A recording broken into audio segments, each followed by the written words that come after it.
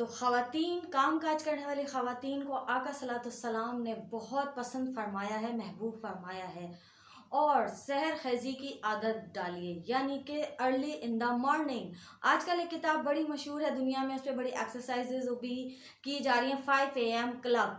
تو یہ ساری چیزیں ہماری ہی ہیں۔ آقا صلی اللہ علیہ وسلم نے فرمایا کہ سحر خیزی کی عادت ڈالیے تو آپ صحت مند زندگی گزار سکتے ہیں۔ نہ اتنا کم سوئیے کہ آپ کی صحت خراب ہو، اور نہ اتنا زیادہ خود کو آپ جگائیں کہ آپ تھک جائیں اور بیمار ہو جائیں۔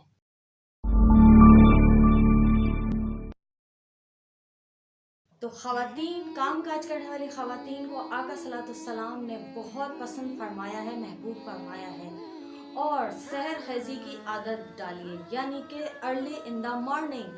آج کل ایک کتاب بڑی مشہور ہے دنیا میں، اس پہ بڑی ایکسرسائزز بھی کی جا رہی ہیں، 5 AM کلب۔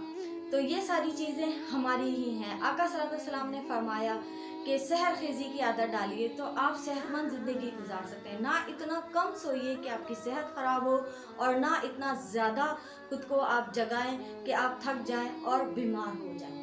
صحت مند زندگی گزارنے کے لیے ضبط نفس کی عادت ڈالیے، اپنے خیالات کی، اپنے خواہشات کی، اپنی سوچوں پہ پہرے دار بن کر بیٹھ جائیے اور اس کا پہرا کیجیے۔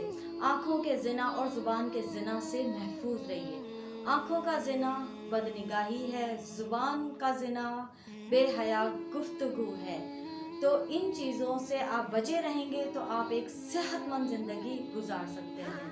زنا کی 6 خرابیاں ہیں جو 3 آخرت میں اور 3 دنیا میں ہیں۔ چہرے کا نور چلا جاتا ہے، عمر کوتاہ ہو جاتی ہے، اور فکر و فاقے میں انسان ہمیشہ مبتلا رہتا ہے۔ نشہ آور چیزوں سے بالکل پرہیز کیجیے، کیونکہ نشہ تو ویسے بھی حرام ہے، لیکن اور بھی دوسری چیزیں جن سے آپ کو نشہ چڑھتا ہو، ایسی تمام چیزوں سے آپ بچے رہیں گے تو آپ کی صحت جو ہے وہ بحال رہے گی۔ صحت کا خیال رکھیں گے تو سست گرے اور اس طریقے کی زندگی نہیں ہوگی آپ کی۔ حشاش بشاش چلتے پھرتے بھاگتے دوڑتے ہر کام کرتے ایکٹیو رہیں گے آپ، اور لوگوں کے پسندیدہ بھی کہلائیں گے۔ اعتدال کی زندگی گزاریے، اپنی ذاتی زندگی میں، اپنی شادی شدہ زندگی میں، اپنے گھریلو رشتوں میں، اپنے معاملات میں، سونے جاگنے کے معمولات میں، الغرض ہر معاملے میں میانہ روی اور اعتدال کو آپ نے اپنانا ہے، اور اسی طرح سے آپ کی خوبصورت زندگی کی تشکیل ہوگی۔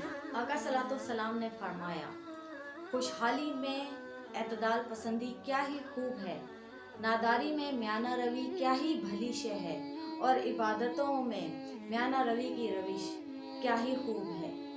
تو اپنے سونے جاگنے اٹھنے بیٹھنے کے تمام معمولات کو سیٹ کیجیے۔ جہاں پر آپ سوتے ہیں اس بستر کو جھاڑ کے صاف کر کے بچھائیے، جو صاف ستھرا لباس تن کیجیے، برتنوں کو دھو کے اچھی طرح ڈھانپ کے رکھیے۔ جس طرح ہم کھلے گلاس یا کپ وغیرہ یا دیگچیاں رکھ دیتے ہیں، بھگونے وغیرہ، ان سب کو ڈھک کے آپ نے صاف کر کے کبرز میں رکھنا ہے۔ گلاسز ہیں تو اس پہ آپ کور لگائیے، نہیں تو آپ اس کو الٹا رکھیے۔ تو ہر چیز کو ڈھانپ کے ہر چیز میں صفائی، پاکیزگی اور طہارت کا اہتمام کرنا ہے۔ اللہ پاک فرماتے ہیں کہ مجھے اس شخص سے زیادہ کوئی عزیز نہیں ہے جو سب سے زیادہ پاک اور صاف رہتا ہے۔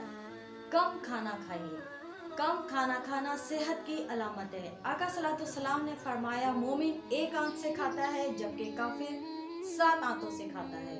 تو سیر ہو کے آپ نے کھانا نہیں کھانا ہے۔ جب بھی کھانا کھانا ہے تھوڑی سی بھوک لے کے آپ نے اٹھنا ہے۔ اس طرح سے آپ ایک صحت مند زندگی گزاریں گے اور کبھی بیمار نہیں پڑیں گے، کیونکہ معدے کا وبال سب سے خطرناک ہوتا ہے، اور اس کے لیے آپ روزے رکھ سکتے ہیں۔ روزے رکھنے سے معدے کی بیماریاں، ساری جملہ بیماریاں چلی جاتی ہیں، یہاں تک کہ کینسر کا بھی علاج روزے میں رکھا ہے۔ تو روزے رکھیں، مہینے میں 2-4 ضرور رکھ لیا کریں۔